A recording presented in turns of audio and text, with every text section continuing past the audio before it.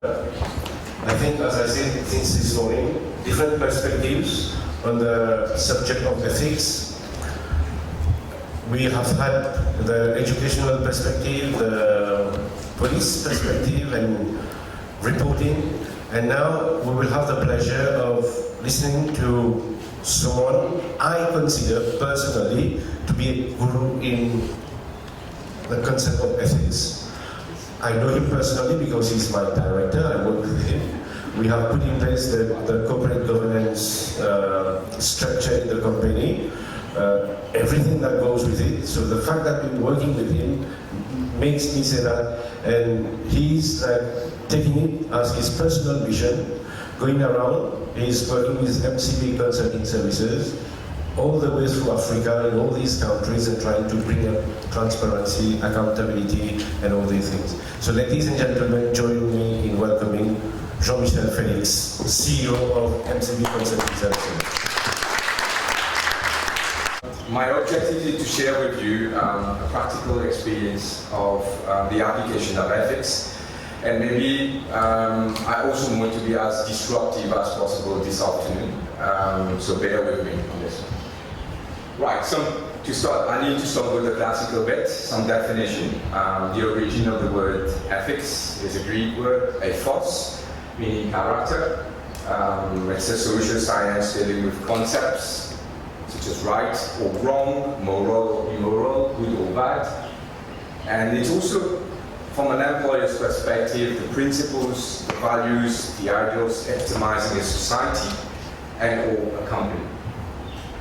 But today, we don't just want a tick-the-box approach as regards to ethics. We want something which is practical and pragmatic. We just don't want the theory, because it's not because I've come just after the Commissioner of Police, but if I have to compute the statistics about the number of rules and regulations that we have that inhabited in Mauritius, will be probably one of the top 10 countries in the world. But that doesn't mean that we necessarily follow all the rules and regulations. So we don't want something just theory, something that's practical that will live, in fact. We need it to be practical, and we need it to be contributing towards having a better life, a better society, and a business which is more profitable and more sustainable. So we want value out of ethics. We don't just want a tick-the-box exercise. Obviously, me coming from the corporate world, we will always have this challenge about does ethics, or do ethics rather, is in conflict from an employer's or an employee's perspective. So let's deep dive a little bit on this one. Good work ethic is an attitude. So it's not a procedure. It's not a form that we have to fill. It's an attitude that combines hard work, good performance, obligation de résultat, not just intention of doing something good, and dependable results. Results that are sustainable, that are not just one-off. Let's see now perhaps some different perspectives of these obligations from an employer's perspective. As an employer, I need to make sure that I remunerate my colleagues in an appropriate way and on time. They have a family to look after. I need also to put in place a fair and equal work environment. Obviously that includes gender equality and all these sorts of things. And I think we have people from Malawi also today and South Africa. So we can talk also about black environment and all this. We are talking about equal work environment. Harassment-free, well, the full definition of harassment, safe and comfortable working conditions. Now let's look at the employees' obligations. Big thing in Mauritius, avoiding gossip. This is Malcolm, there's a writer who was saying à Maurice on cultive les préjugés comme on cultive la canne à sucre. Donc, it's part of our DNA, gossiping in Mauritius. We should not steal in the commissioner policy, as mentioned this also. Be responsible, be accountable for what we do. Follow all guidelines. Refuse to look for the easy way out. Life is not easy. Business is tough. We cannot just run away. Take pride in the results of the work. One of the things that I've seen over my career is that it's much better to recruit someone who's passionate than someone who's full of academic qualifications. So look for the passion in the work. Be proud of what you're doing every day. Value your work, irrespective of the type of work. In French, il n'y a pas de sous-métier. So how, as an employer, would I make sure that these different expectations, obligations are met? I would look at it from a journey perspective and also sometimes an integration process we never saw. Hiring. Try to recruit the people that will fit your values. We have the morality certificate, which is a standard process, though it takes a bit of time to get it as an employer. We have the reference checks, which are very basic controls that can be made that, unfortunately, it is very often seen as a pure administrative process and not applied. This could have avoided a few unwelcome circumstances. Then when you onboard your employee, we are talking about the induction programs, which again should not be seen as a pure administrative process, but really be seen as an opportunity to sell the values, the soul of the organization, to bring back this passion in the work. Confidentiality requirements, rules and regulations, obviously. We need to spend time inculcating people. So I'm the CEO of MCB Consulting. Obviously, MCB Consulting is part of the bigger MCB, and we have another subsidiary which is the bank. But do you expect someone of 18 years old, 19 years old, just finishing school, to be very, very on top of his game in terms of the FIAMLA legislation, in terms of the anti-money laundering regulations? So the amount of time that we have to spend making sure that the new entrants understand rules and regulations is very important. As part of the onboarding process, more specifically on the rules and regulations, I would say evaluate the knowledge of your staff also in terms of rules and regulations. Make sure that when you've recruited them, you've not only trained them, but you ensure that they master what they've been taught. Very often, and I'm talking about specialists here, how many times do we, as training practitioners or HR people, evaluate the return on investment after training? But this is also part of your ROI computation, ensuring that your staff have understood what is required from them and have understood that what they need to do. We are talking about the continuous coaching and mentoring. Role models would be quite interesting. We know the benefits also of organizing team buildings with different types of activities to promote teamwork. Continuous training, obviously in industries which are heavily regulated like the financial sector, continuous training is a must. Managing bad and good performance.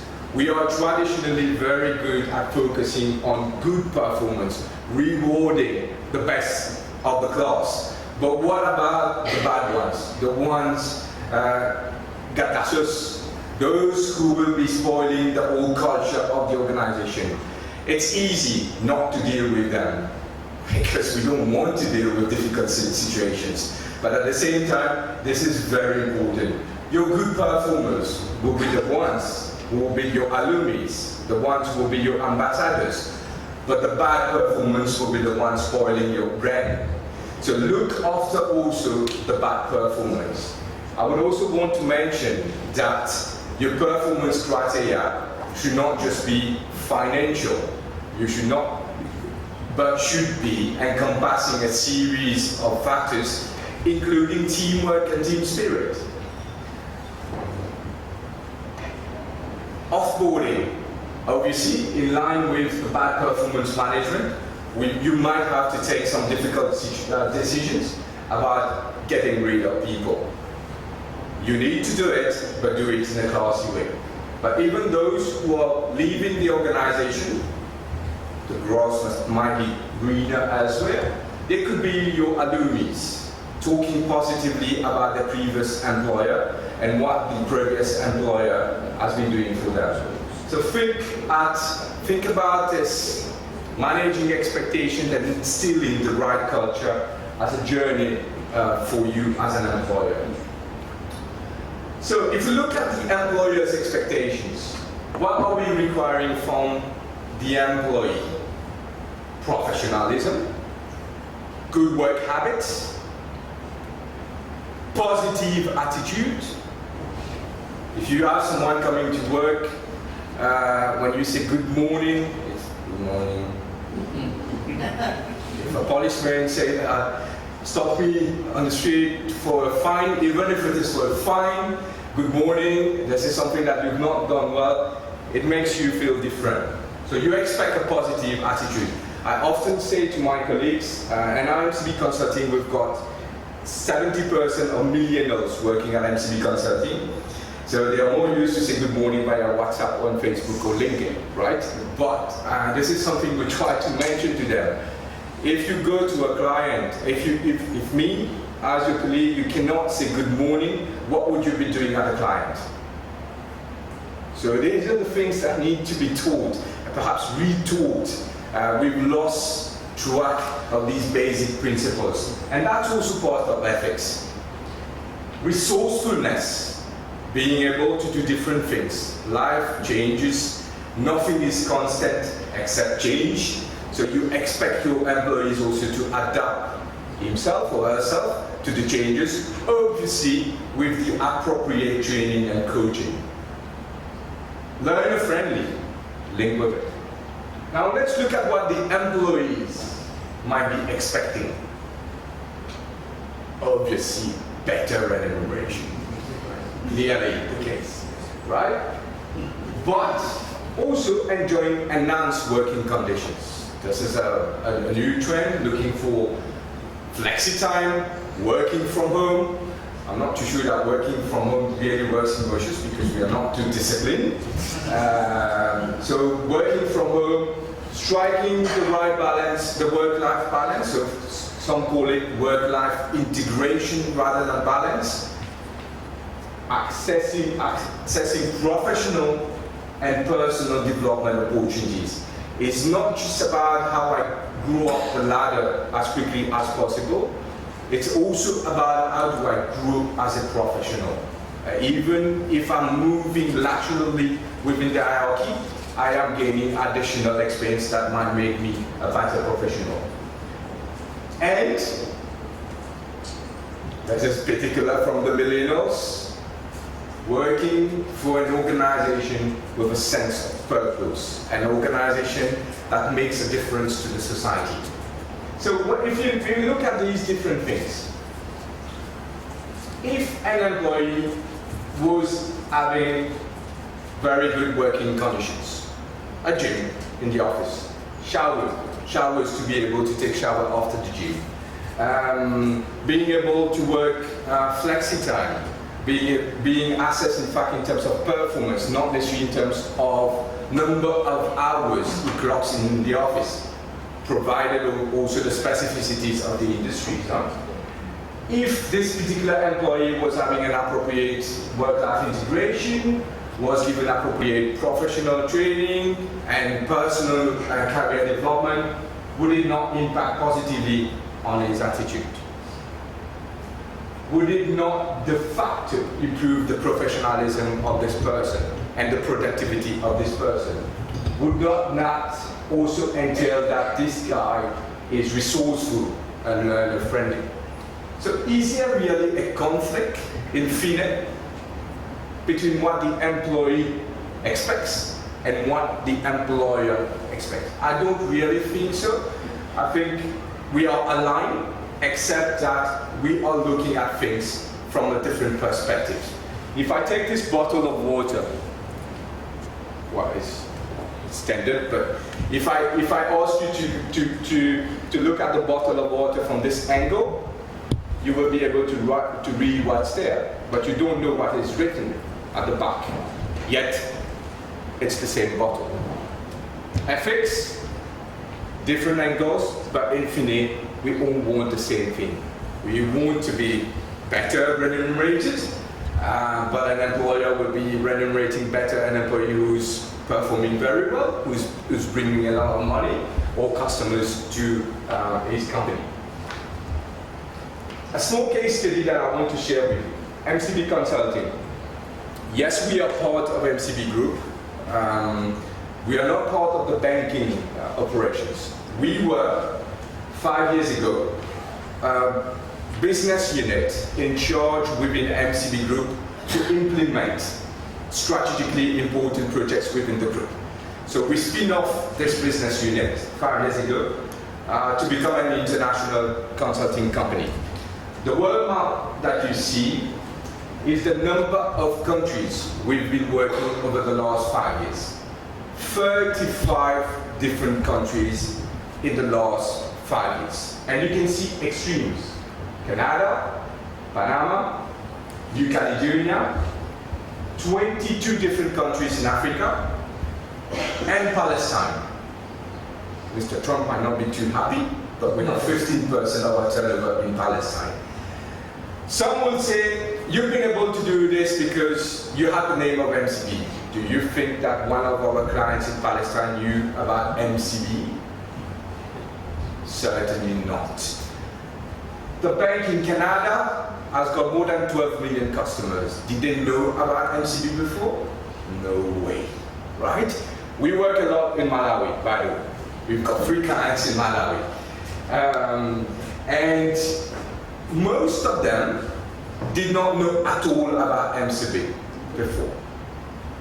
And yet, 5 years of operations, we've worked in 35 different countries without having given a single cent of commission to win contracts.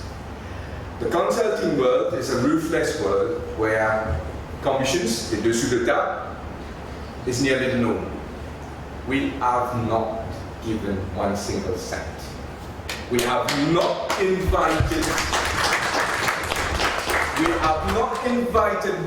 clients to beautiful Mauritius, paid their hotels here to win a contract. These contracts have been won through passion, hard work, and dedication. We can do it. To be in the logic of corruption or lack of ethics, you need the one who gives and the one who accepts, who asks. What I'm also very proud to mention, in fact, we've got a lot of reasons why we are happy about what MCB Consulting has been doing, but there's one thing we are particularly proud of. All these contracts won without giving a single cent. People, particularly, and I'm Mauritian, we have the tendency to look down on mainland Africa. Africa, corrupted. Not a single cent in the 22 different countries working in Africa. So guys, if we think it's theory, it's not. It can work. You can do sound business without any kickbacks. Proven case study. Now, an analogy for our sport. Do we have anything to learn from sports when we look at ethics? I have refrained myself to talk about Liverpool because I'm a Liverpool fan, and it was a big effort not to talk about Liverpool today. Though, as one of the tagline of Liverpool, it means more. And I think this club really means more than just a football club. But let's look at sports. Lance Armstrong, Van Johnson, the beautiful Marion Jones, Michel Platini, closer to us, Lamin Diak. What do these people tell you in terms of ethics? Sorry, I can't hear. They didn't have any. Sorry? They didn't have any. Okay, they didn't have any. But at the beginning, were they not very successful? Armstrong was reasonably successful. Well, he was. He had he's 7 times winner of the Tour de France. Then we knew, we came to know the truth, but well, I must admit that I was really a fan of Lance Armstrong, particularly after I've read his book and all this. You know, someone who's got cancer, who work his socks off, who trained so well using different methodologies. I was a fan of Lance Armstrong. I was never a fan of Ben Johnson because I was a fan of Carl Lewis. I was definitely a fan of Marion Jones, but not necessarily for sports capabilities. Michel Platini, one of the best French footballers, and me.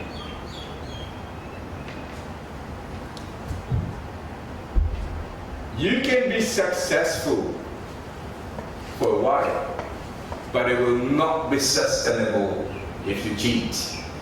Sports is the best way to tell you. You cheat, you will be caught up at some point. Right? You will not be able to cheat every time. What else do sports tell us? No pain, no gain, right? Not going to do, I want to lose 5Ks. I'm not going to go for a sleep for 2 days and wake up having lost 5Ks, right? We have to respect the rules and the regulations. The rules of the game are clearly set, so sometimes we might be confused about the rules, but the rules of the regulations are there. We need to be fair and display integrity. My son plays tennis, and I've had a hard talk with him, with his tennis coach on Wednesday, because he's not respecting enough his teammates when he wins, and certainly when he loses, right? And his tennis coach has told him, you are not going to be enrolled in the next tennis tournament if I don't see a change in your attitude over the next 2 weeks. So we need to respect our rivals. Teamwork always wins. Barcelona was a much better team than Liverpool. Huh? They thrashed Liverpool 3-0 firstly. But what made, no, it's serious, it's not just because I'm a Liverpool fan. What made a difference is the real teamwork, including the fans and the ball boys who knew the game plan to pass the ball to Trent on the corner to be as quick as possible. That was also part of the bigger plan. Respect everyone. Maybe you will not recognize him. This is Neymar. What has happened to Neymar very recently? On top of the rape, on top of everything. What has happened to him last weekend? For the kickoff of the French league. He was booed by the PSG fans. They want him out. Even if, for me, it's the best football player in the world right now. They want him out because he does not respect the rules. He smacked, in fact, one of the fans of the rival teams. Okay, the guy did provoke him, but he did smack the guy. So it even happens to Neymar. Obviously, we know the other benefits of sports. Helps manage weight, improves cardiovascular. Don't forget, we are from Mauritius. We are top of the first 3 countries in the world in terms of diabetes and cardiovascular issues. Sports can make a difference for us, right? Improves sleeps, reduces obviously the risks of diabetes, strengthens the immune system. Would that not contribute to what the employer expects? If we have someone fitter, who knows the rules of the game, who respect his colleagues, respect his customers, show professionalism, lessons taught through sports. Don't forget, we can't cheat internally with sports. So is there not a total alignment between the values that sports teach us and what we expect as an employer from an ethics perspective? So to me, ethics, this is about sustainable business. This is the word that is often used today, sustainable development, but also something that can promote a fulfilled career. Fulfilled career is not necessarily something articulated around how much money goes into my pocket. Sustainable business or fulfilled career.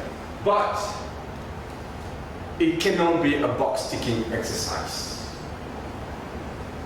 It is something that needs to be part and parcel of the DNA of the organization. Leading by example is key goals. Ethics must believe and be perceived to be believed also. My concluding comment before I share with you a small story. Why not use sports as an SPV? The S not being special, but the X being sports purpose vehicle to promote ethics. You're supposed to say whether you agree or not. Yes.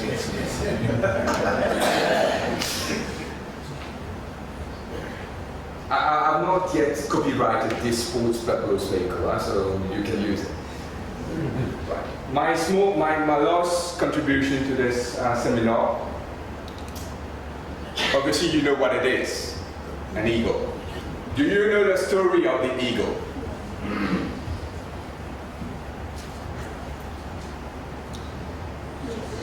Yes? No.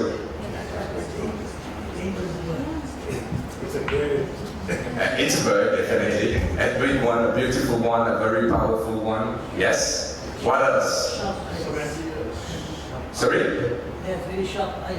Large consonant ears. Yes. And they repent themselves. Okay, right. So maybe I should tell you to tell us the story then. So what happens, in fact, it's right. An eagle talks to you as a very strong, powerful, visionary animal. But at 40 years old, it's got a big dilemma. It has a choice to make. In fact, what happens around 40 years old? Don't forget that Mauritius is 15 years old from an independent perspective, so we are not far away. At 40 years old, the beak of the eagle becomes so curvy that it touches its chest. Because it's so curvy, it cannot take out the feathers, the plume. So it becomes heavy. It cannot fly. It cannot hunt.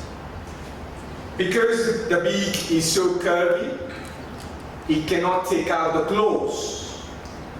When an eagle doesn't have the right claws, or they become so big and curvy, how can they catch their prey? So at 40 years old, the eagle, if it doesn't make the right call, is bound to die. It will not be able to fly, so it can be eaten by lions or whatsoever. It will die starving. It has a choice to make. And the choice is very, very difficult, and it has to go for a transformation program which is as follows. It will have to take refuge very up the mountains, far from the other predators, and in fact completely knock its beak against the mountain reefs so hard that it falls down. You can imagine the pain of this exercise. Knock its beak as hard to be able for this one to fall down. It will have to go through about 150 days transformation, waiting for the new beak to grow. When the new beak will be big enough, the eagle will be able to remove the heavy feathers, plumage, to take out one by one the claws, and to be able to start flying, hunting back again. This exercise takes about 150 days. Obviously, very exposed, because just imagine, it has to take off the beak, wait for the new beak to grow, and still make sure that they are secure because of the predators that can come. But it is a choice. If the eagle doesn't make this, it will die. If it succeeds, as you say, it gains about 30 more years.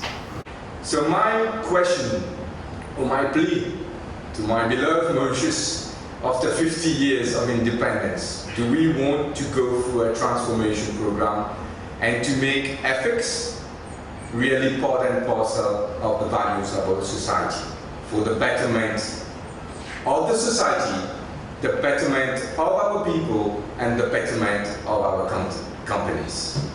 Thank you very much.